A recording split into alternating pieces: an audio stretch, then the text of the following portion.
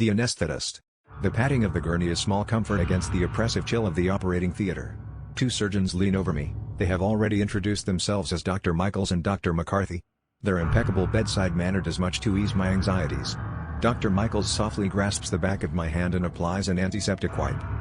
You will feel a sharp scratch as warning arrives overdue, as the needle has already pierced my skin. As this is partly an open surgery to correct the hernia, and partly exploratory to address the concerns we found in the X-ray, the anesthetist will be administering a cocktail of two separate drugs. One is a paralytic, one is a general anesthetic. They'll both enter your system together, but the paralytic is slightly faster acting.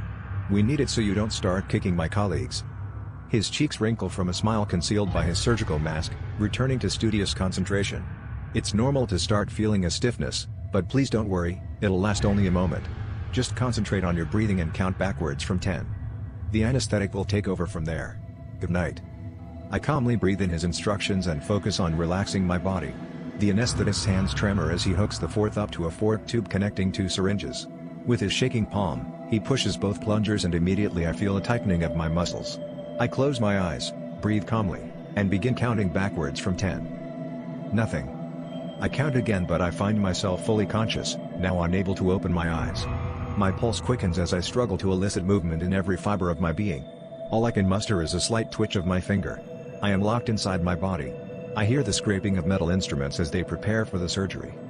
One of them must have noticed something as the anesthetist interjects, "Excuse me, I need to adjust the cocktail, one moment." Relief sets in. With a shuffling and a small tug on my hand, a new sensation washes over me. But it is not sleep. My chest falls heavy on my lungs, breathing becomes labored. Even the slightest quiver is now impossible. I wait in helpless anticipation for the anesthetic to set in.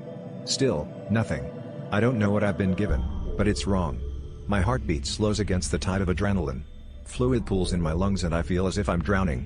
They should surely notice, but all I hear is faint murmuring and the shuffling of feet. A scalpel pierces my lower abdomen, slicing downwards towards my groin. My throat burns as I force a scream. Not a whimper leaves my mouth, frozen in perpetual calm. My soul writhes from the confines of its tomb, shackled to the gurney, smothered in a mask of unconsciousness. I am still here. I am burning. I have reached a layer of hell unfit for the living. And yet, I am awake.